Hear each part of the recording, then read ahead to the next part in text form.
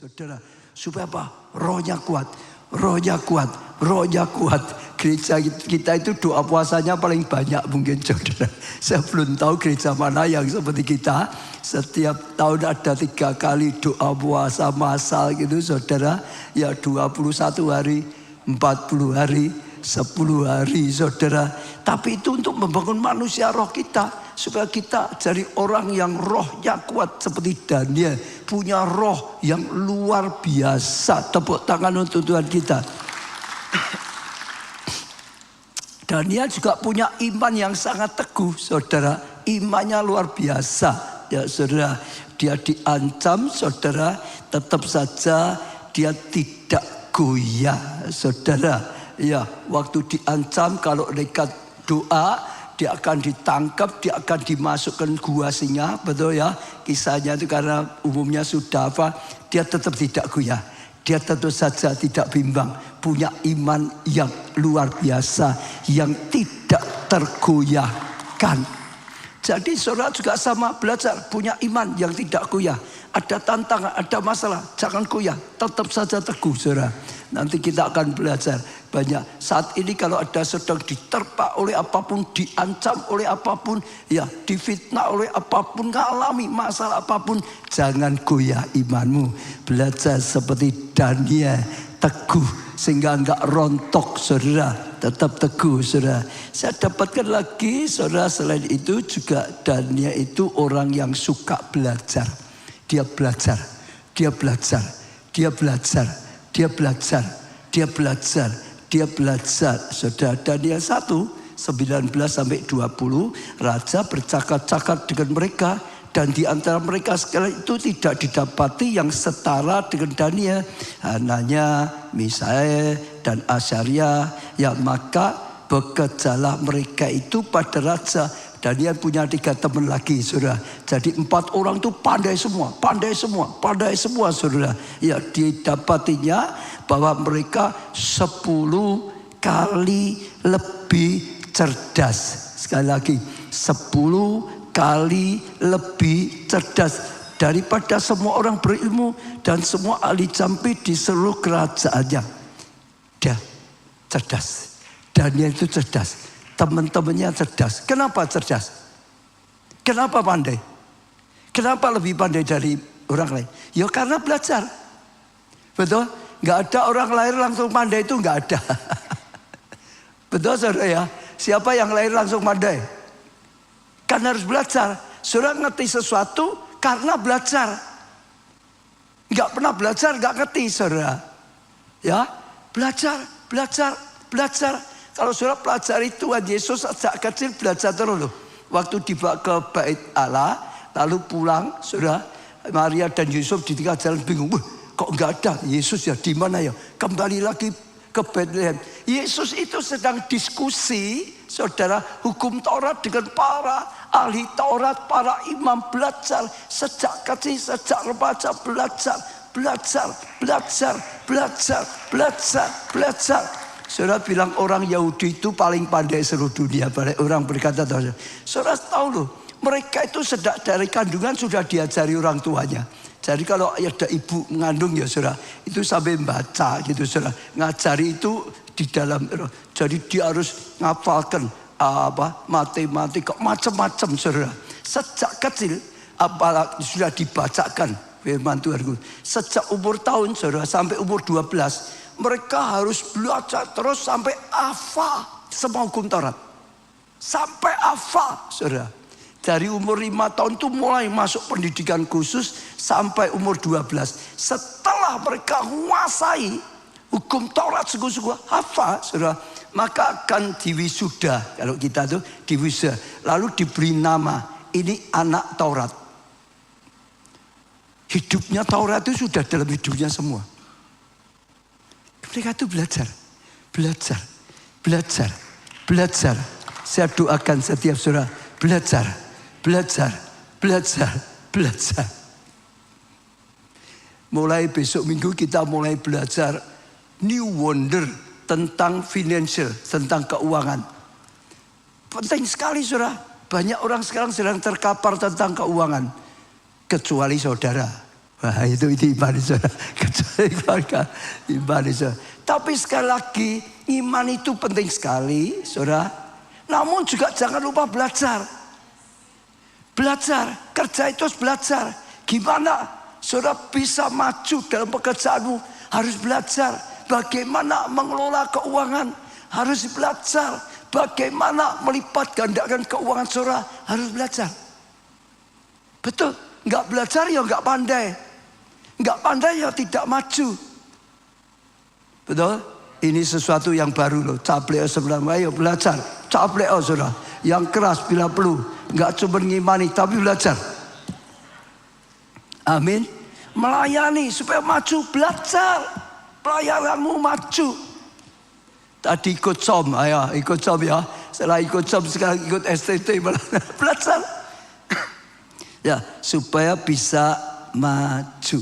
Saya doakan setiap saudara menjadi seperti Daniel.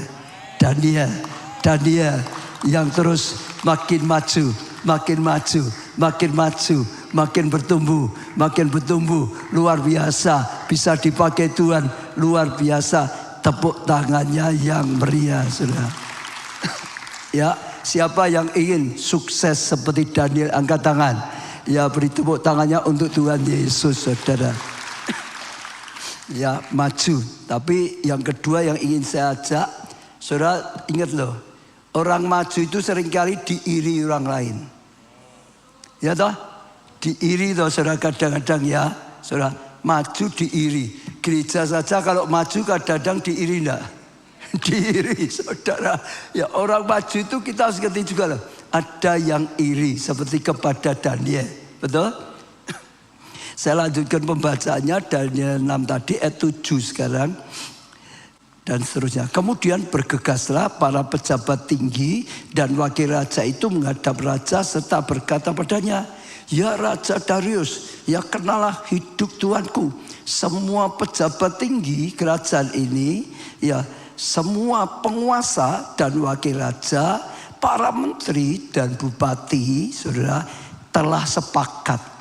Mereka mengadakan kesepakatan. Ya, pejabat tinggi, wakil raja, menteri sampai bupati, ya punya sepakat supaya dikeluarkan kiranya suatu ketetapan raja dan ketetapan ya satu larangan agar barang siapa dalam 30 hari ya dalam 30 hari menyampaikan permohonan kepada salah satu dewa atau manusia kecuali kepada Tuanku ya Raja, maka ia akan dilemparkan dalam gua singa. Wah, wajahnya dibombong. Ya engkau hebat. Maka tidak boleh ada orang yang minta tolong pada apapun kecuali pada raja kalau ketahuan masuk gua singa. Oleh sebab itu ya Raja, keluarlah larangan itu dan buatlah suatu perintah yang tidak dapat diubah menurut undang-undang orang Media dan Persia yang tidak dapat dicabut kembali. Sebab itu Raja Darius membuat surat perintah dengan larangan itu, saudara. Jadi jangan lupa ya, sukses itu ada yang iri. Yang iri mulai membuat kesepakatan untuk menjatuhkan Daniel. Betul saudara? Mereka sepakat saudara. Ya cari trik-trik saudara. Ya dengan cara yang licik saudara. Membohongi raja. Rajanya dibombong dulu. Kok hebat gini macam-macam. Oh keluarkan satu peraturan ini. Tujuannya itu untuk menjancurkan Daniel. Tujuannya untuk mengalahkan Daniel. Ya membantai, menghancurkan Daniel saudara. Terus cari saja kesalahannya. Tadi Daniel kan dicari kesalahannya. Cari saja yang dipakai untuk bisa nyalahkan gitu saudara. Ya cari apa yang bisa dipakai untuk nyalahkan. Terus cari saudara. Ya dari kisah ini juga saya ingin ajak saudara yang pertama belajar. Jangan iri ya dengan orang yang sedang dipakai Tuhan. Kalau ada yang iri, kalau saudara iri pasti saudara akan punya mufakat yang jahat. Punya pikiran yang jahat untuk menjatuhkan orang. Ya, jadi jangan iri. Harusnya kita mawas diri. Kita juga mulai berjuang. Sama-sama maju. Sama-sama dipakai oleh Tuhan. Menuai bersama-sama. Lebih baik lagi. Betul saudara? Dalam nama Tuhan Yesus saudara. Kalau saya baca yang pertama, kalau saudara pemimpin hati-hati ya. Orang yang ngomong dia depannya manis-manis belum tentu sungguh loh saudara. Mungkin depannya mau nusuk saudara. Lihat raja kan di dalam gitu toh saudara. Sebetulnya itu mau untuk bantai Daniel, orang yang dibutuhkan raja. Orang yang berguna bagi raja. Itu hati-hati. Kedua, kita jangan iri dengan orang yang sukses. Kalau kita iri dengan orang sukses, kita akan melakukan kejahatan. Kita akan berbuat yang tidak baik. Kita akan ada mufakat lah untuk nyerang orang, untuk memfitnah, untuk menjatuhkan. Dan itu akan bisa membahayakan hidup kita sendiri. Pikiran kita akan salah, ngomong kita akan salah, langkah-langkah kita akan salah, saudara. Dan kalau itu dilakukan kita akan hancur sendiri, saudara. Ya, lalu juga jangan kaget kalau ada orang yang nyerang saudara karena saudara sukses. Jangan kaget kalau saudara sukses di orang lain. Jangan kaget. Yusuf, wah dapat mimpi, saudara. Mau dipakai Tuhan luar biasa, lebih dari kakaknya, bahkan lebih dari orang tuanya. Ada yang iri enggak? Siapa? Kau saudara-saudara sendiri malah iri dengan Yusuf, betul nggak saudara? Lalu juga sama, mikir caranya gimana Yusuf dibantai saja, masukkan sumur kering, tapi akhirnya diangkat lagi, jual jadi budak saja, habisin saja Yusuf ini, saudara. Mimpi apa? Visi besar apa, saudara? Ada yang iri, berusaha dibantai, betul saudara? Jadi jangan kaget, saudara. Saya beri contoh lagi yang iri siapa? Saul, saudara. Waktu Daud diurapi jadi raja, betul saudara? Akan diangkat oleh Tuhan. Saul juga iri, berusaha membantai, berusaha menghancurkan, saudara. Nah, jadi sekali lagi juga jangan kaget kalau saudara sekali lagi ya sukses ada yang iri.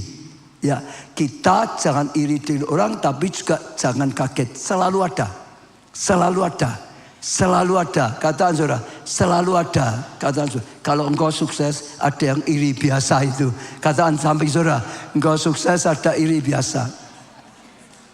Saya nggak tahu kalau saudara kerja di perusahaan aja loh ya. Nggak usah perusahaan satu dengan perusahaan satu bisa.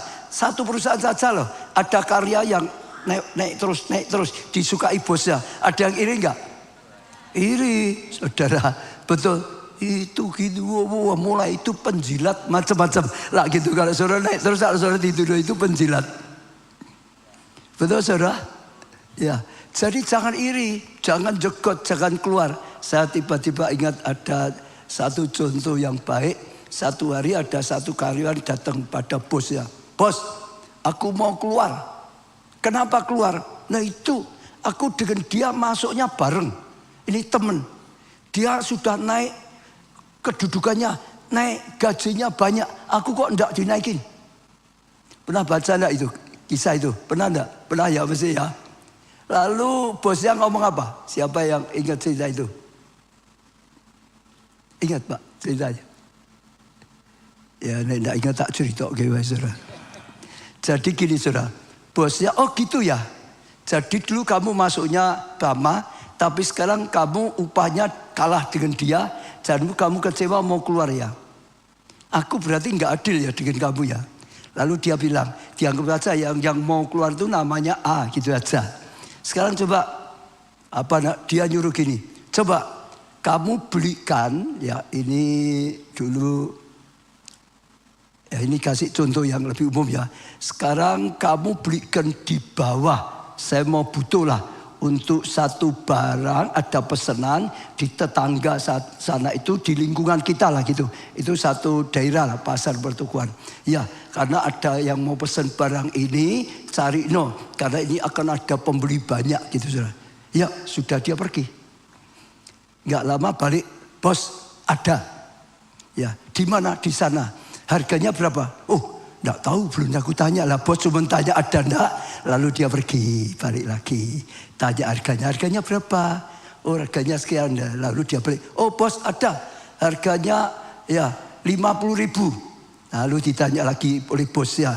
ada berapa banyak stoknya, karena sana belinya banyak. Oh, enggak tahu ada berapa banyak kalau mau beli. Pergi lagi, tanya lagi gitu, saudara. Lalu setelah didapatkan, oh bos ada, katanya kalau 1 minggu dia bisa siap 10 ton gitu, saudara. Sudah, oh ya. Lalu tanya lagi, lalu pembayarnya gimana? Harus cash atau bisa ya tempo gitu, saudara ditanya. Oh enggak tanya, pergi lagi, bolak-balik. Ya sudah, duduk di sini. Lalu dia nyuruh karyawan yang B, yang diiri sama dia itu. Aku butuh, dikasih tugas yang sama. Ini ada yang mau pesan gini. Ya coba cari di sini, sekitar gini. Ada enggak? Pergi. Karyawan kedua pergi. Setelah beberapa waktu balik lagi.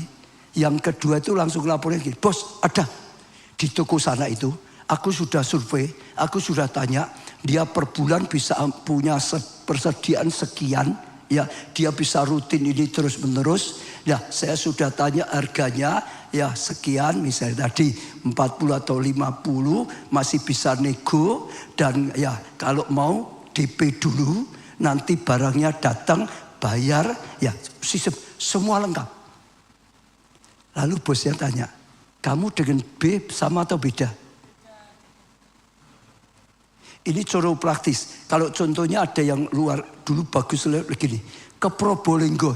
Ini ada pesanan mangga Probolinggo. Banyak. Lah bolak-balik sana Probolinggo sini berapa banyak. Habis waktu banyak. Kadang-kadang gitu. Perlu belajar yang cekatan. Perlu yang bagus. Sehingga prestasi bisa naik, betul enggak? Jangan hanya iri. Nah, kita itu gitu. Ya kembali di sini lagi aja, saudara. Tapi kalau saudara diiri juga jangan kaget, saudara, diiri. Lalu sekarang saya lanjutkan ayat keberapa ya? 11-12. Demi didengar Daniel bahwa surat perintah itu telah dibuat, pergilah ia ke rumahnya.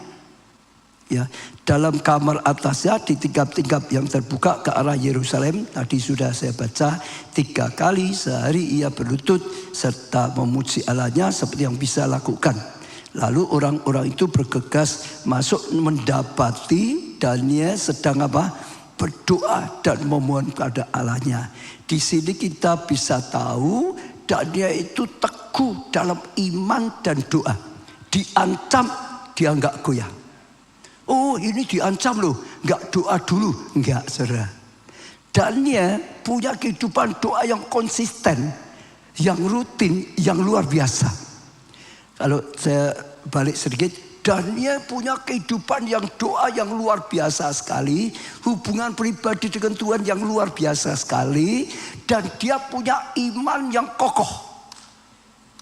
Dicari kesalahan yang lain enggak ditemukan. Hanya satu saja, sebetulnya itu bukan kesalahan.